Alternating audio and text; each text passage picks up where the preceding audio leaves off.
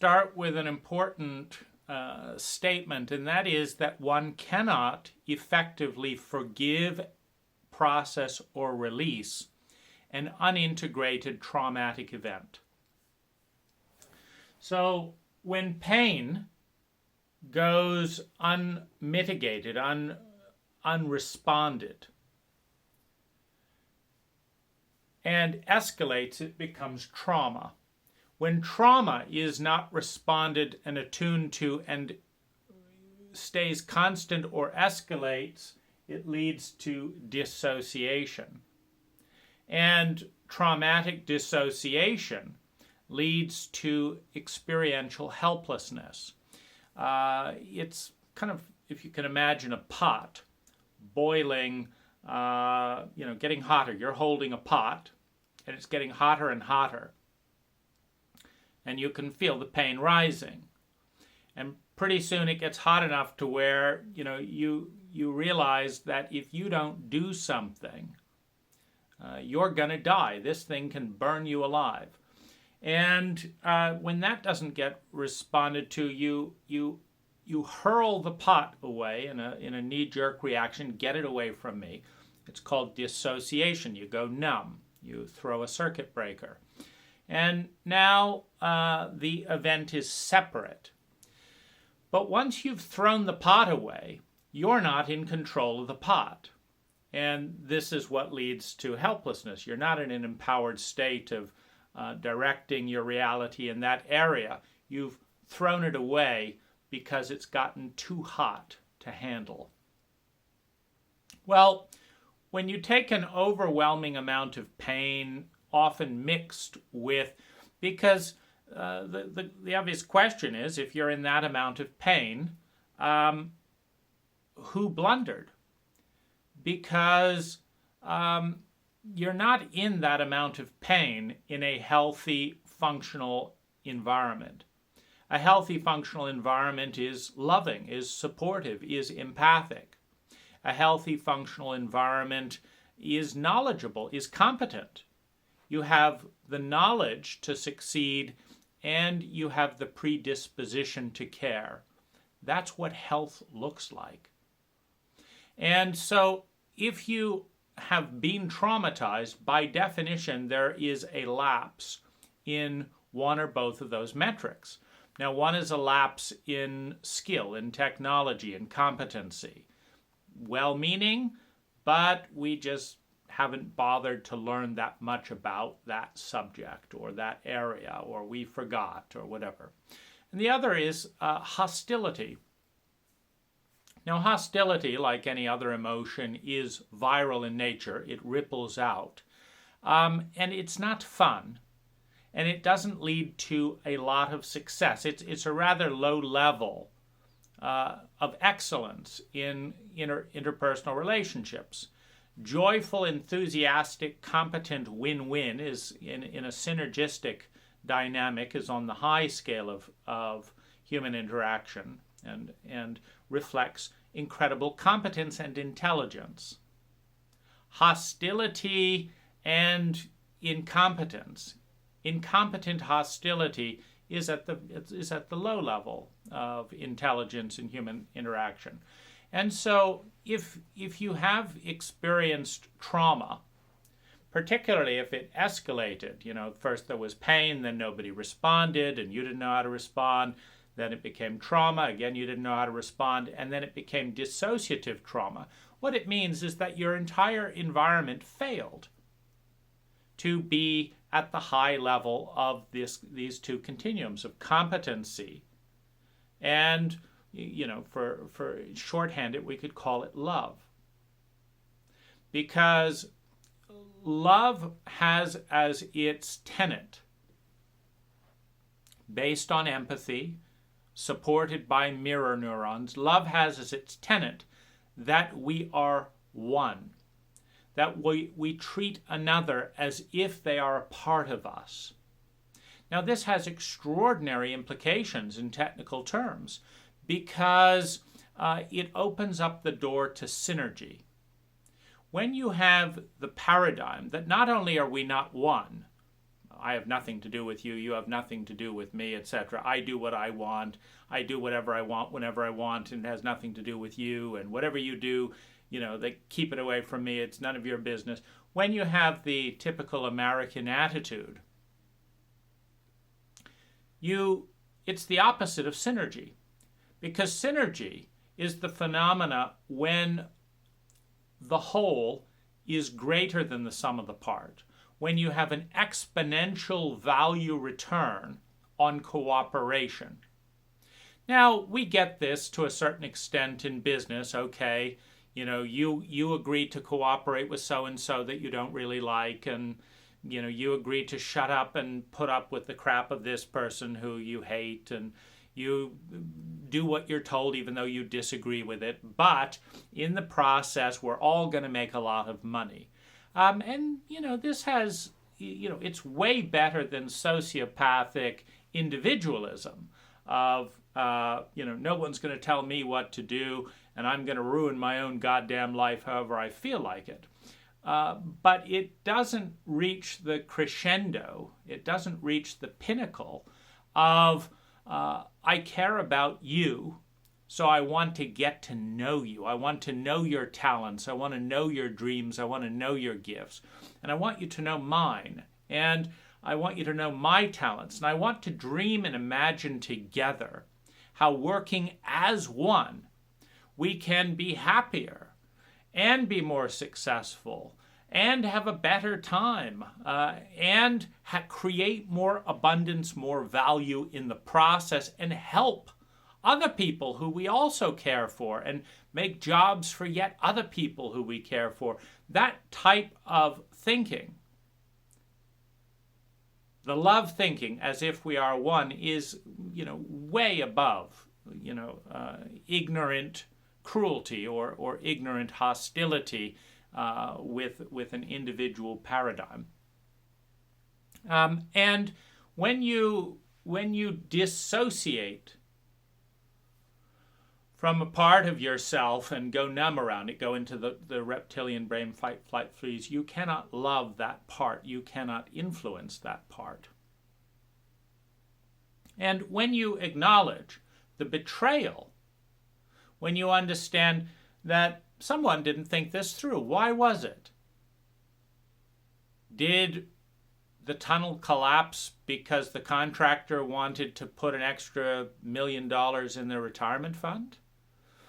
Did the bridge collapse because the inspector took a $2 million bribe so that they could use lower quality steel? When you look around and there's a collapse, it's in one of those metrics. It's either a betrayal of the oneness, a betrayal of the empathy continuum, like, I would never put my mother in the hospital that I run, because in my hospital we're focusing on saving money at all costs, and the hospital I would want for someone I cared about is a hospital that put their life first. And that's not my hospital, but I don't care about these people because I just care about these people. And the trouble is, sociopathic behavior, and like anything else, tends to spread. And so as you treat people sociopathically, they experience pain and trauma, and then they shut off from their emotions. And then they treat other people sociopathically, who in turn treat other people sociopathically, and they treat you sociopathically. It's a meme that ripples out. And so it's not very excellent, this idea that, these people don't matter, I matter, or you matter and I matter, but these other people don't matter, or our country matters, but the rest of the world, doesn't really matter. It's not a very successful meme. Because it denies synergy potential. You don't have trusting collaboration. Trust being one of the single most powerful energies for unlocking collaboration and synergy. You don't have that in a dynamic where you expect the other person to murder you if necessary, humiliate you, steal your money, cheat you, weaken your safety, do whatever it is. in order to have some short-term gratification for a part of themselves they identify as them, and you don't really matter. There's no trust in that dynamic. And the less trust there is, because cooperation at some level when you have 7 billion people is necessary, but the trust has to be sustained by endless security and monitoring, double-checking, backup plans, revenge bombs in the works, the whole thing. It takes an extraordinary amount of energy, which is not why it's not terribly intelligent. Meaning the most intelligent thing that this species could do in terms of fun, abundance, success, happiness, health, longevity, creativity, full expression, excellence, joy, beauty, goodness, truth, education, the best thing you could do on all of these metrics we all want is measure each individual's behavior on 2 tracks. One is empathy, is integration, is respect, is care for other people, not knowingly doing something that harms a great number of people to reward a clique. The fireman who will start a forest fire, costing lives, costing billions of dollars in damage, because they need a job, and there aren't any fires going on around here, and it's good pay being a fireman, so let's just go out to the national forest, whatever, and start a fire, and then we'll, when the call comes, we need you to put out the fire. Here I am, for $60 fucking an hour, I'll put out the fire that caused billions of dollars in damage, but I've got a job. That type of thinking, which ripples out, is extraordinarily ignorant and stupid at a species level. And so the trait of empathy is really the trait of vision. Do I cause $1 billion of damage because I want a $10,000 vacation? And that's the first thing that comes to mind. I'm a firefighter, start a fire. Or do I start, do I start a war because, munition sales are not very high this day, and hundreds of thousands of people are going to be dead, so that I could increase quarterly profits on the amount of bullets sold? I mean, what we're talking about is, that makes very good sense if you're looking just at a quarter at one company, at your sales target. It's perfectly good sense. It makes 0 sense. It's one of the dumbest ideas possible if you're looking at the species. So what we look in the trait of empathy, what we're really looking at is how narrow is your lens. Are you zoomed in to a quarter in a segment for an individual at a bonus, Christmas bonus, or is that your level of intelligence? Or are you zoomed out to encompass the species, its growth, its potential, and its evolution? Because what is good for one armaments company in the Christmas quarter may not be good for the species. And what empathy suggests is that I don't like it. If to get a little bit of benefit, I have to cause 1,000,000 times more pain and suffering for other people. In part because that mindset ripples out. Every mindset is a meme. And we learn by copying. You see, and the reason it collapses the potential of the species is if I put my $10,000 over $1 billion for the species, So I get my little bribe and sell out the species. And you get your little $10,000 bribe and sell out the species. And so over in Japan gets a bribe and sells out the species for maybe $20,000. They've got a better price selling out the species. But you're each causing $1 billion of damage, of negligence, of missed opportunity for your little small focused agenda here. This is the problem with lobbyists. They sell out the country and collect a $200,000 check from a specific company who got some, safety thing waived. This report was suppressed, this thing here. So, DuPont can continue to poison America with C8 and successfully bribed enough people to do that. Or, the OxyContin family can successfully addict the country and then skip town by suppressing reports about addiction and shaming victims. It doesn't work. The country falls apart. The species is retarded in its growth, in its potential. So empathy is the first trait, because what empathy says is I'm not going. For example, it takes a bit of a hassle to shut your door when I leave your house. It takes about a second of my time. I have to push the door closed. Now, if I push the door closed and it's locked, your $1 million of art is exposed. But I had to waste a second of my time, right? And if I just leave it open, well, who cares? It's your art, And when that attitude ripples around, I leave your door open, I hit your car without.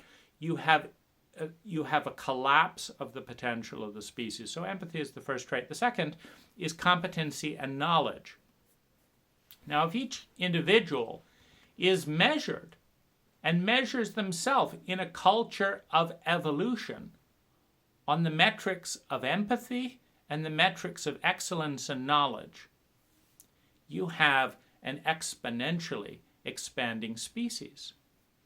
And when you know who the few rotten apples are, because you bother to track it and differentiate it, and when corrective methods are taught, maybe put all the rotten apples, in a gated community and let them rip each other off until they get bored being assholes, and actually learn how inefficient it is as they watch everyone else cooperating, learning and growing, etc. And you don't have to spend money putting them in prison. You don't have, just stick them in a gated community amongst themselves and fail to benefit from the incredible efficiencies that come with trustworthiness and trust. So if we just keep growing in that dimension of knowledge and empathy, we move towards synergy, we move towards excellence, we move towards success, abundance, and of course empathy is predicated on love. I care about you as if you were me. I care about myself as part of the larger whole. Self-love, love for others. And you truly reach the scientific potential, the mathematical potential of the species by pursuing empathy, knowledge, excellence. Competency would be another way of empathy and competence. Empathy and competence. When you are dissociated in a traumatic event, it means empathy or competence wasn't there. And that is a betrayal of the species. That is a betrayal of the victim, the person who the bridge collapsed on, the person whose best friend slept with their other best friend. That's not excellent. That's not empathy. You didn't think how I would feel.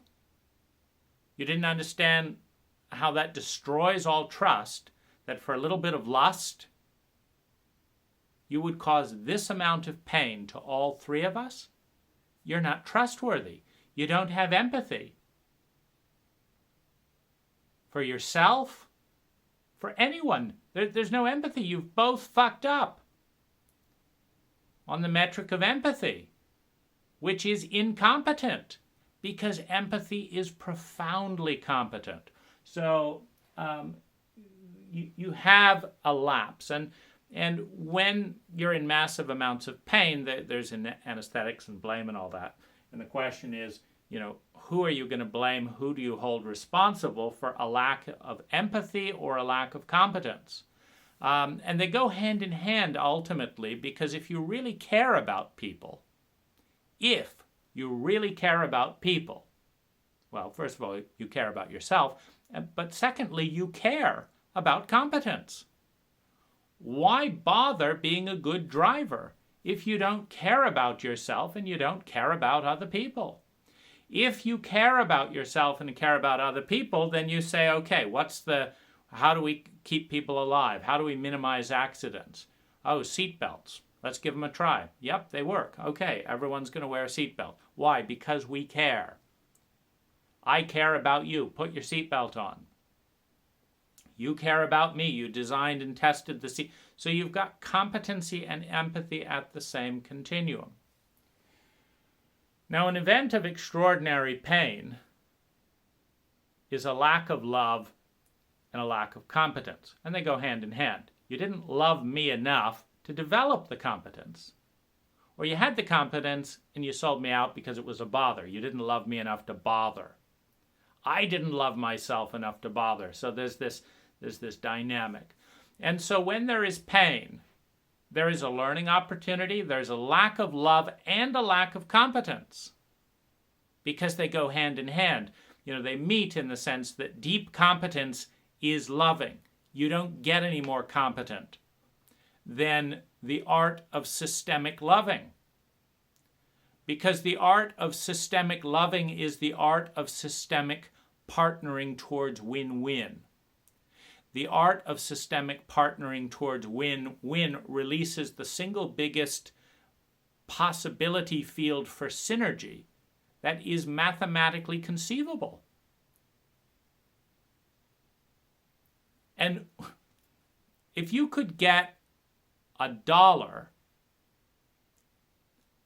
by having an eraser and $1 for having a pencil, but you could get $3, $5 for a pencil with an eraser attached to it,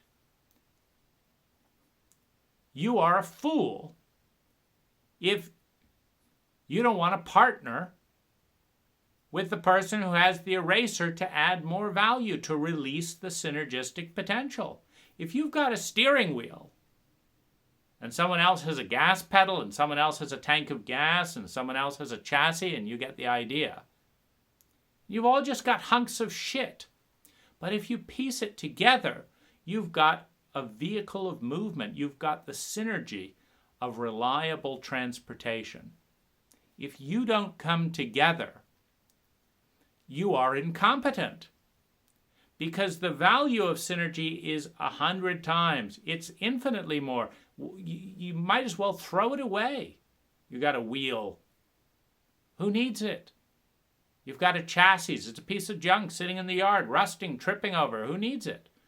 Only when you put all the strengths and talents and resources together do you release this synergy potential, which is exponentially more valuable than the individual identities. So when you do not access synergy by protecting trust and trust, to protect trust, you protect trustworthiness. To protect trustworthiness, you grow competence and you grow empathy, because that's what is trustworthy: empathy and competence. Now, empathy and competence are missing to some degree in a traumatic event. Why? Because trauma is incompetent and it is unloving. If you care about someone, you don't traumatize them. If you care about someone, you learn how not to traumatize them.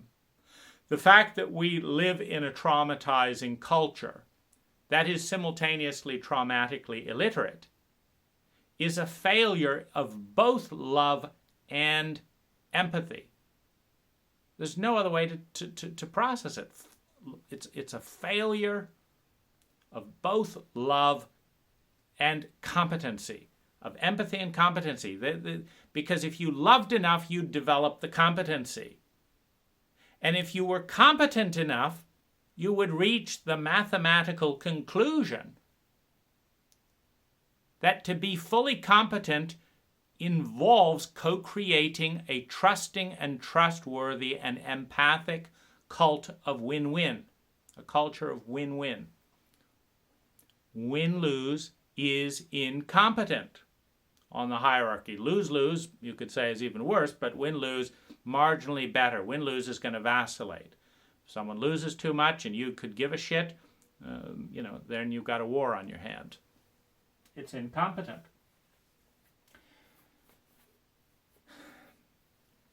Everyone has let everyone down in a traumatic event.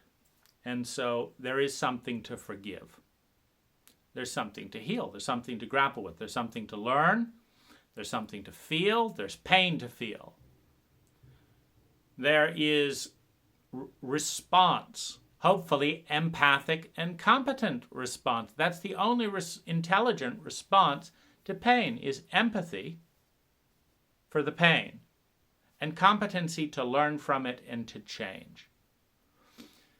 Otherwise, you've got hostility. You're in pain, I don't care, I'm sociopathic. We could learn from this, but that would mean that we were intelligent and loved ourselves and loved each other, so we're not going to. And so there is an issue of forgiveness.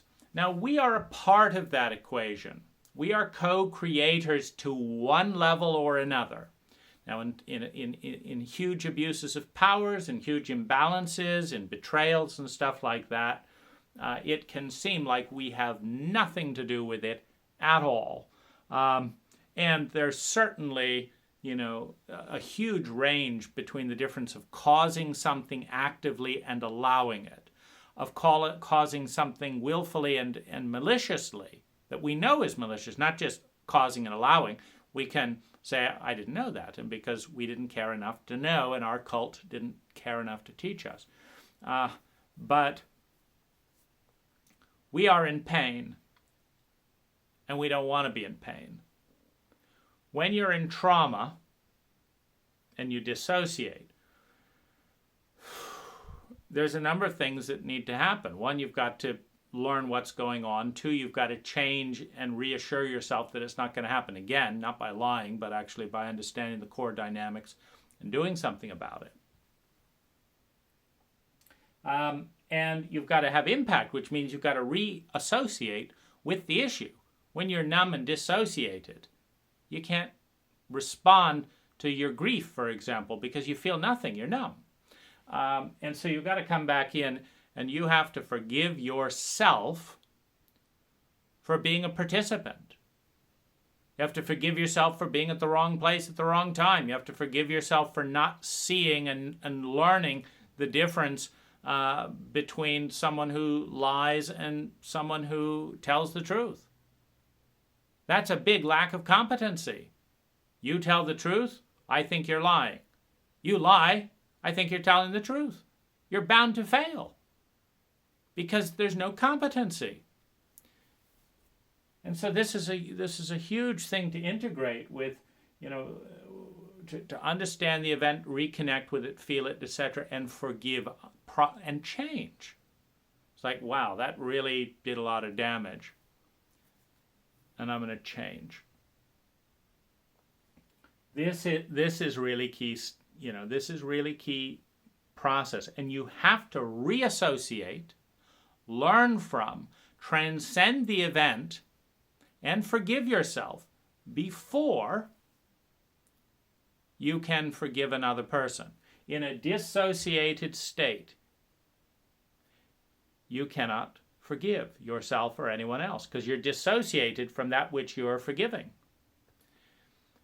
In a state of addiction or pain management, you cannot forgive because you're in too much pain. You can't face the pain directly. You're in an addictive cycle. You're controlling and managing the pain. You can't be present to it and release it. You got to associate with it and release it. which means you have to heal the pain, which means there needs to be understanding.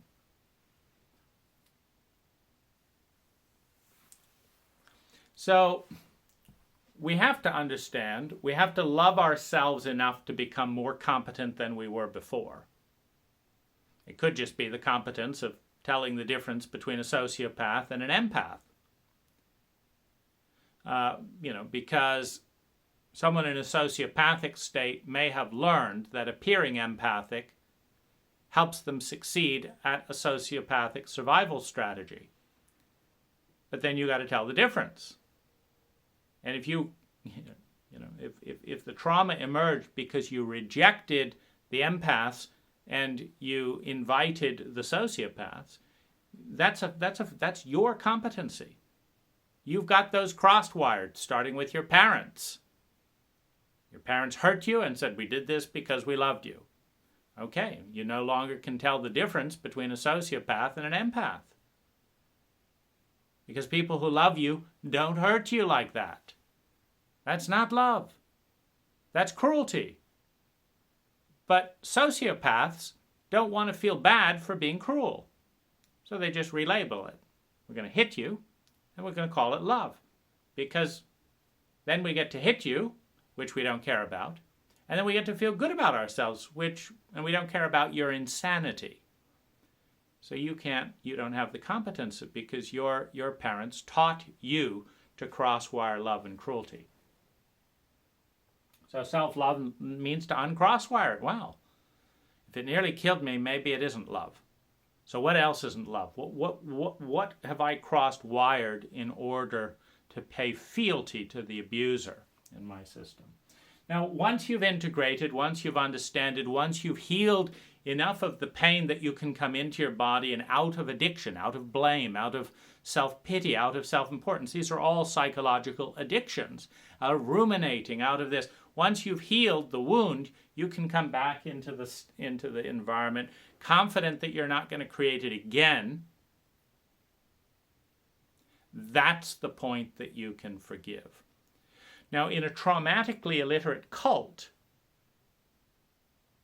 in which many people are cross-wired between cruelty and love, in which very few people have high levels of competency, because high levels of competency correlate with high levels of ethics. Remember, ethics are the scientifically shortest path, the most efficient path to creating and sustaining well-being per unit of energy invested.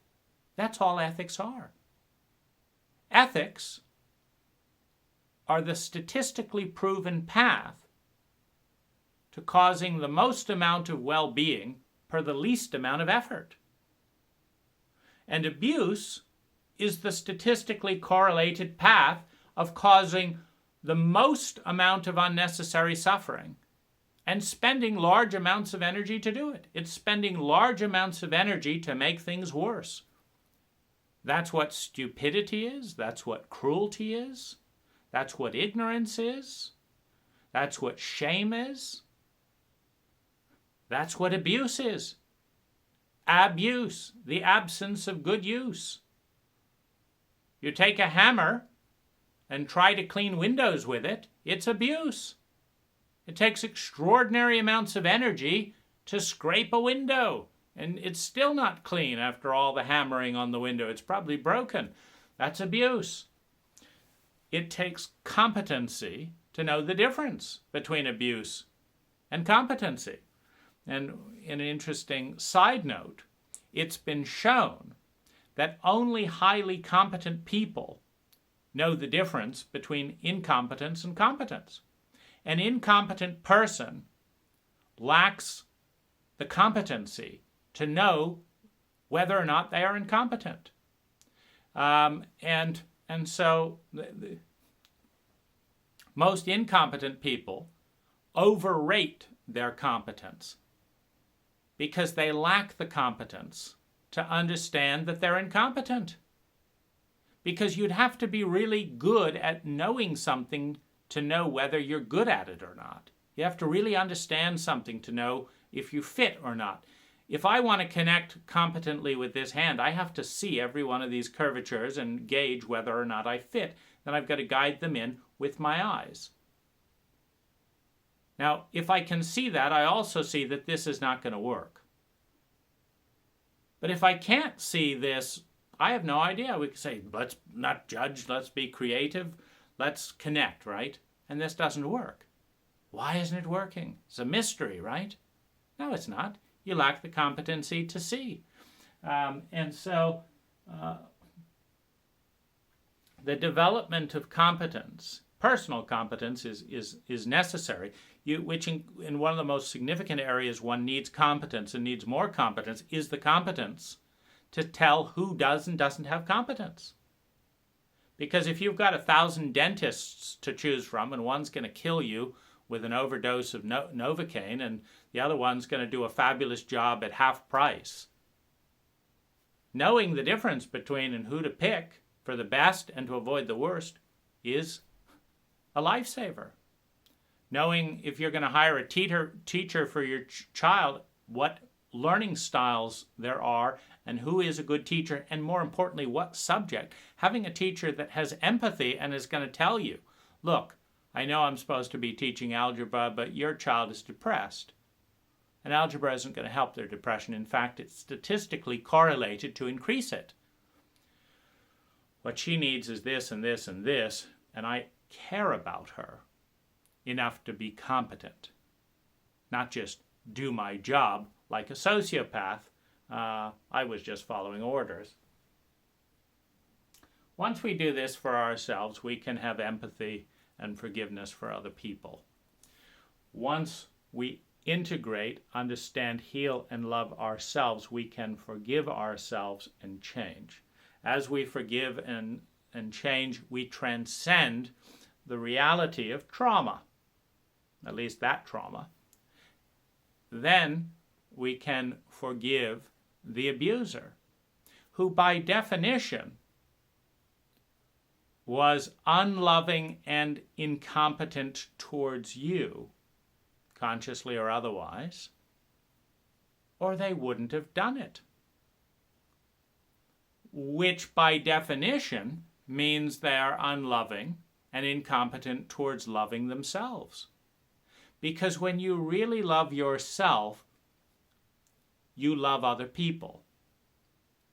When you really love yourself, you become more competent and you discern the competence of other people.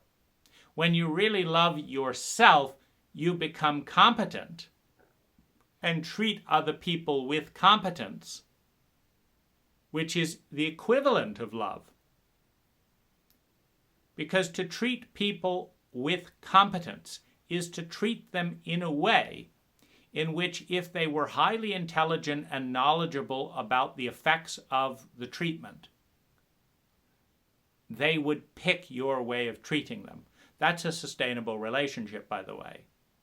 When you are following best practices, and the more someone learns about your field and you and your practices, the higher your reputation goes up for empathy, because you gave a damn enough to learn.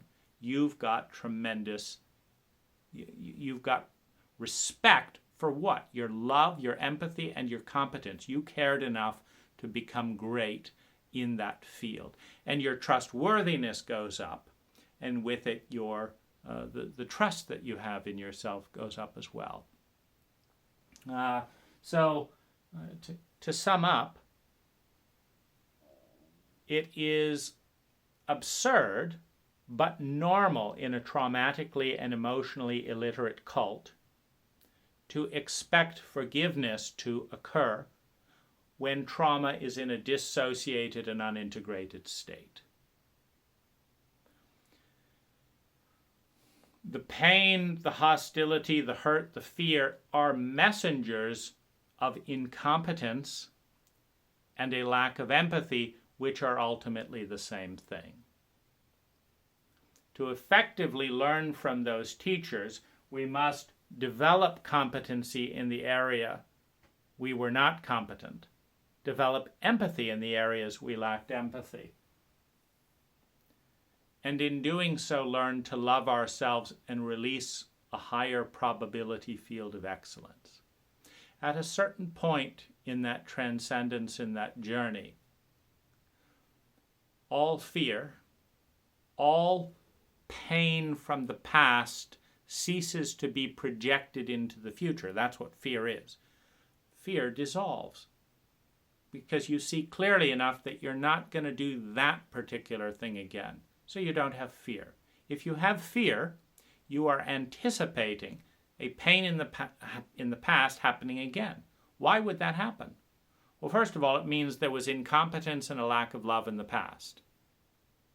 And secondly, it means you haven't learned from it, which means it's logical to project incompetence and a lack of love in the future. So why wouldn't you be afraid when you have a strong resistance to feeling betrayal, pain, trauma, grief, etc.? And you expect to feel it because you're in a shadow-averse cult, you're in a denial cult in which it's constantly blocked. So fear is predicated from incompetence and a lack of love in the past, resulting in pain, responded to with a lack of love and a lack of competence, which means it's not learned from, which in the law of momentum means that in the future you can expect a lack of love and a lack of competence, resulting in, surprise, surprise, more pain. And all fear is fear of pain in the past repeating itself. And it will, and it does, until we infuse the domain with enough competence and enough love, which go hand in hand. Remember, if you love enough, you become competent. If you're competent enough, you become loving. Competency leads towards love. Love leads naturally towards learning competence. It's complete bullshit to get onto a plane and say, I love you guys. I'm going to be flying the plane. Now, I haven't bothered to read the manual or go to school to learn to fly, but I love you guys and let's hope for the best. It's complete stupidity. If you don't crash into the land at the end of the runway or flip the plane over while taking off, you certainly do while landing. If you even fueled it up and enough to get where you're trying to go, oh, we ran out of fuel, because you didn't care enough to look at the gauges, to read the manual, and so the worse in this entire trajectory, the most dangerous phenomena is unconscious incompetence and unconscious cruelty. When you've got love and cruelty cross-wired, so you think you're being self-loving and you're being barbaric, you're setting yourself up for failure. And you don't know what competency is because you're too incompetent.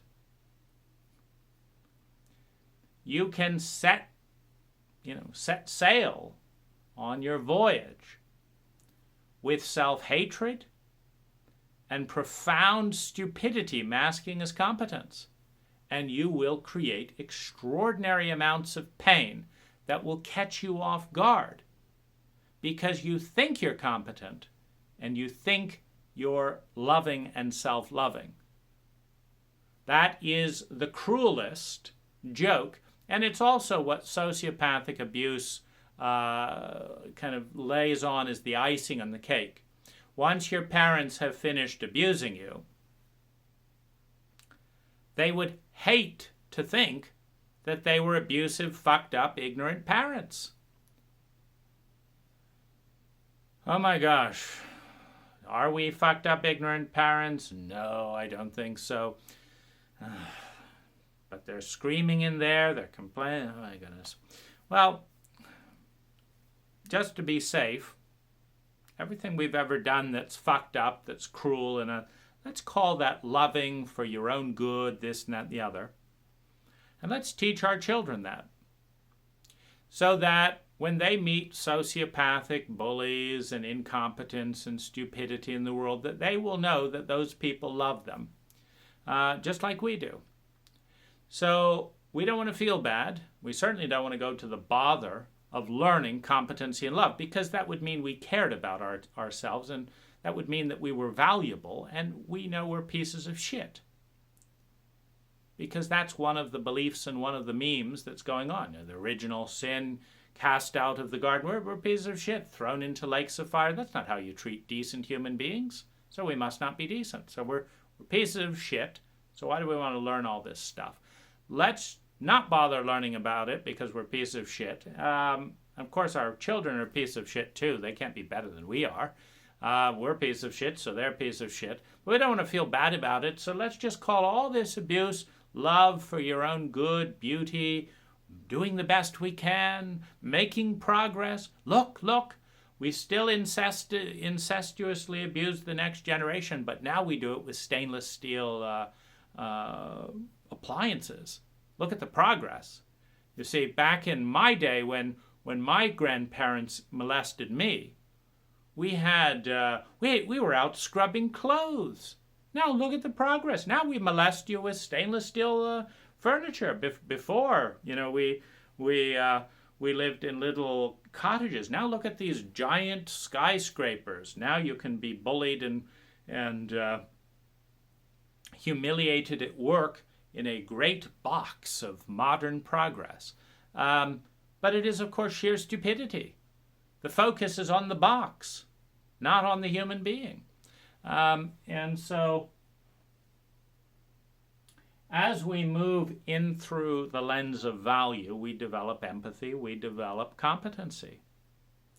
At some level, we transcend the wound and can forgive ourselves for being part of a cult that doesn't care about its people enough to love and develop more competency, to hide so much of its negligence rather than transform it. Then we can pity and forgive our abusers for not doing a better job in their reality, because it is cruel to themselves to abuse us. It doesn't create trustworthiness. It doesn't lead to synergy. Leads to ignorance and stupidity, particularly if they defend and pretend they didn't do anything wrong. I'm right. See, that's part of the insanity. The worst abuse that an abuser can do after violating and traumatizing and causing pain and damage and all that is to cross-wire you under the threat of further shame and trauma. Under the begging, please let me be a good parent, please. Please, don't say I'm a rotten parent, please. After all I did for you. Okay, Mom, hitting us was love. We understand. We probably needed it. I'm sure hitting us helped with our lives. We'll hit our children as well, just to pass on your legacy. Now will you stop whining? Well, oh, thank goodness. I'm glad you understood how much we loved you. And so that is the ultimate cruelty, because that's the one thing you can't recover for. Because when you want to sail west and you confidently sail off east, because your abuser crossed off west and east and just wrote the wrong thing so they'd feel better, so they wouldn't feel guilty. And to get that little hit for a few hours, they've sent you the entire wrong direction for the rest of your life. And your cult didn't care about you either. They didn't correct your parents and say, that's complete bullshit. We're out for you, next generation. They just let you sail off in the wrong direction. The majority of human beings in the history of humankind has never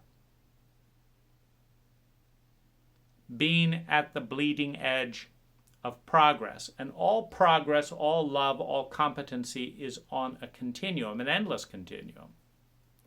The minority has always been more correct than the majority, by definition.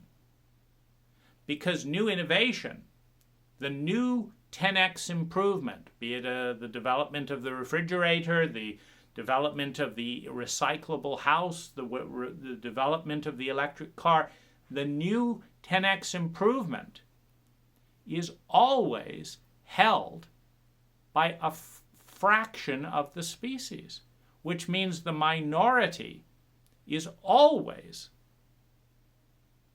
more correct than the majority. More accurate, the majority is always wrong relative to a subsection of a bleeding edge minority. At the bleeding edge, you have both continuums. You have the most stupid and you have the most smart at the bleeding edge of the wave, of the bell curve. The majority are in the center of the bell curve. The majority are saying, oh, those new electric cars, they're going to fail. Tesla is going to go out of business. We'll all be back smelling fumes and having more diesel fumes than ever before. That's the way of the world. And, that's the majority. The minority is saying, no, we're going electric. And then by the time normal electric cars are the majority, there's something new, hydrogen, something else, better electric, etc. The minority always occupies, the bleeding edge is always occupied by the minority. You have the bleeding edge of stupidity and you have the bleeding edge of progress, so those are divided in the minority. And of course you have to be competent to tell the difference.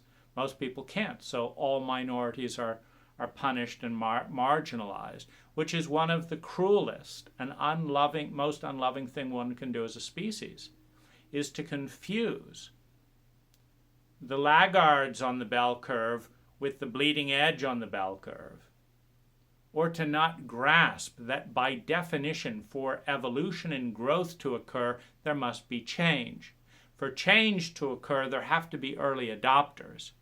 So how a cult treats its early adopters, its inventors and early adopters, whether it treats them empathically and with competence, making life easier for them, honoring them, etc., or whether it is hostile to its bleeding edge minority, determines the pace of growth of a country and of a species on that. And it's, of course, more competent and more loving to honor and cultivate the bleeding edge of the minority, who has the courage and the competency, the love and the competency to face the fear of the unknown, to face uncertainty, to work harder and risk more to create a change that may pay off for the species over the next 100 and the next 1,000 years. And in very sociopathic cults does not pay off for the change makers.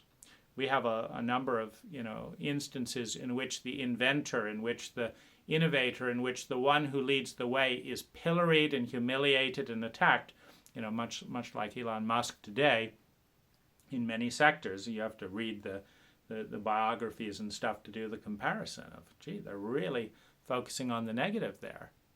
For the one CEO who's putting the planet above anyone else and really changing the dial in sustainable energy, it's kind of cruel. It's kind of incompetent. That simply because Tesla is not advertising a dime on any of the advertisement-based television channels, and all the gas-guzzling companies are advertising to the tune of billions of dollars, it's kind of sad that simply to sell out ad revenue, the entire public is given a faulty picture of reality under the pretense of presenting news, but really presenting the narratives of the dominant advertisers. It is incompetent and it is unself-loving to define public media by advertising, when the advertisers have a very narrow tunnel vision of one quarter and specific products and have little interest in the species' well-being. It is a far more intelligent cult that organizes media, and particularly news, based on the most accurate story, regardless of how it affects a given company. And there is no biggest advertiser on the media because we don't sell ads. Selling ads sells attention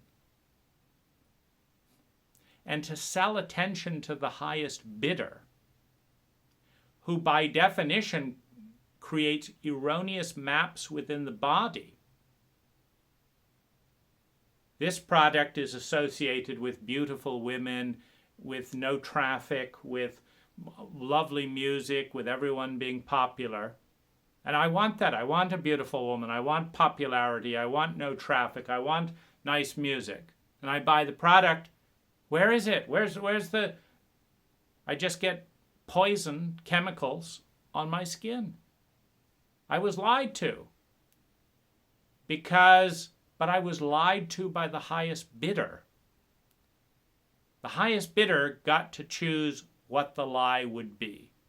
How my body would be confused with images that have nothing to do with the consumption of that product and have everything to do with what sells human desire, what captivates attention. Coke makes you fat because sugar makes you fat. So no, it doesn't end up in romantic dates. It ends up with shame-based Americans feeling so unlovable they don't even want to go out and meet someone because they're too fat. So, you want to be lied to? Or do you want to hear a truth that works? A self-loving cult focuses on the truth.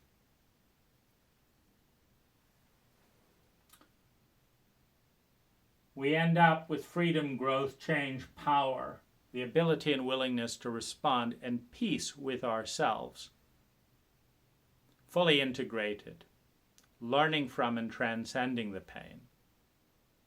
No longer attached to the abuser, no longer afraid of the future, sharing the fruits of what we've learned in our environment.